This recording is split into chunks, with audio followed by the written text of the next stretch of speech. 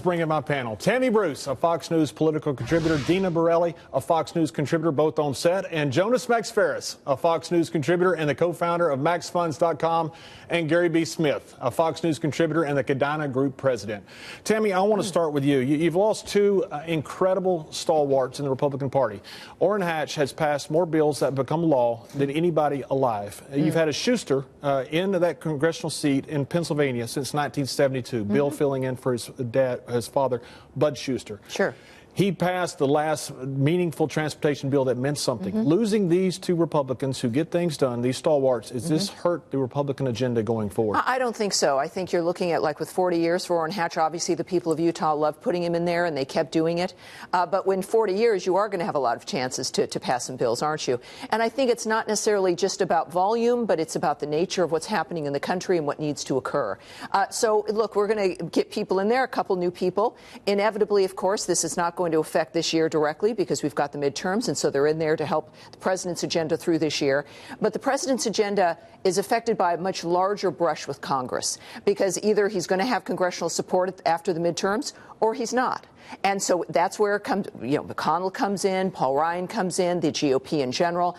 So I don't know if an individual so much is going to have, especially a supportive individual, because I do expect the president's support, frankly, to increase in the midterms. I do expect the Republicans to hold on to the Senate. Congressionally, I don't think we can expect, even though it's traditional to give it to the alternative party, I don't think that's going to happen this year. And the president, we saw that last year, terrific accomplishments. This year, we're going to get the benefits of those accomplishments and have even more. So I think people do want maybe some new faces, and we're going to have a chance to do that this coming November without affecting, I think, the president's support. Yeah, and one thing, Gary B., that goes to the agenda of the president. The president disbanded his Council on Transportation in August. Now he's looking to the Council on Transportation, the Senate version, which you have a lot of those guys are in blue states, so it should be something to get passed. But this isn't like Eisenhower, who opened up the interstate system, or like U.S. Grant, who opened up the railroad to the West Coast. This is repairing infrastructure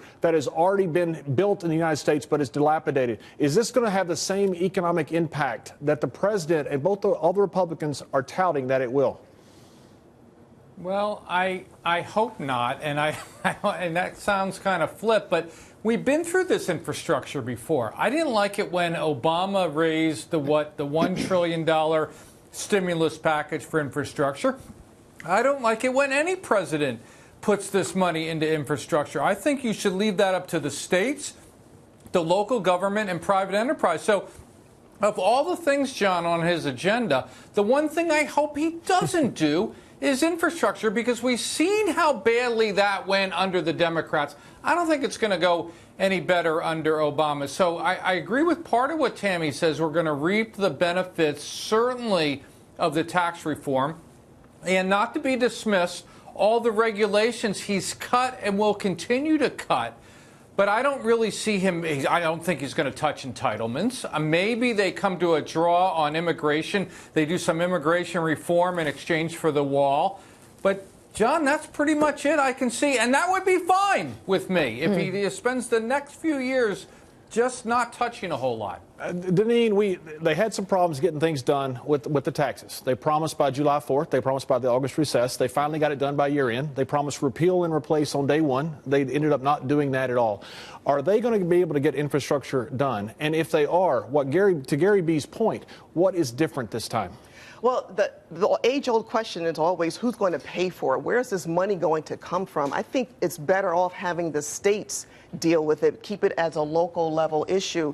And you also have to think about the special interest groups that are also going to be having their influence if it's government funding involved, federal government funding.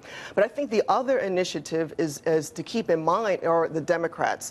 They have their own agenda. They are looking at the midterm 2018 elections. They want to take back the House.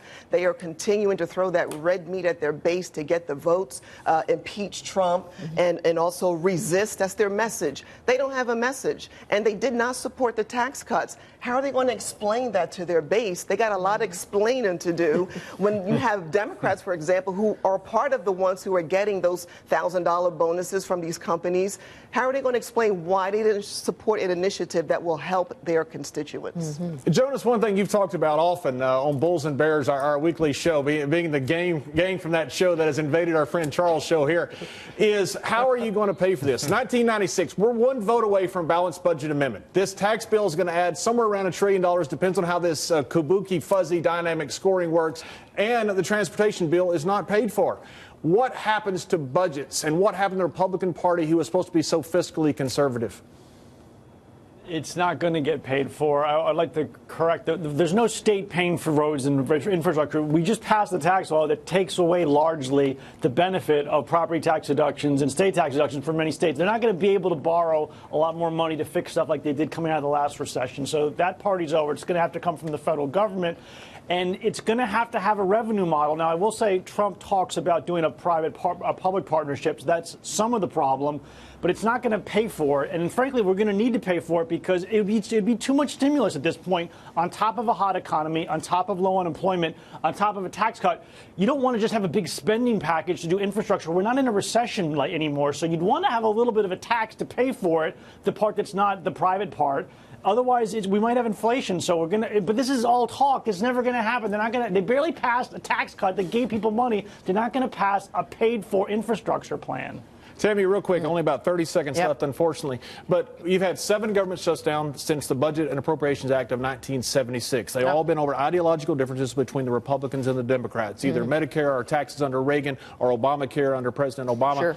Right now, it's Republicans control both sides of the Congress and the administration. If there's a government shutdown, how is this not political suicide for the Republican Party? Well, I don't think it's going to happen, but keep in mind the Congress, which has been generally anti-Trump on both sides, felt that everything they did would affect Trump negatively. They found that that's not the case. They know that if there's a shutdown, it will affect only Congress's approval ratings, which I guess can go into the negative at this point, and they're worried only about themselves and the midterms. There will not be a government shutdown. The president has the lead on this. He's got the advantage, and we'll make this work. So no one is interested in that. They know that it's very difficult. They know Congress is at stake, and they know they're the ones who will be blamed. You feel definite enough about Congress to say anything that's definite?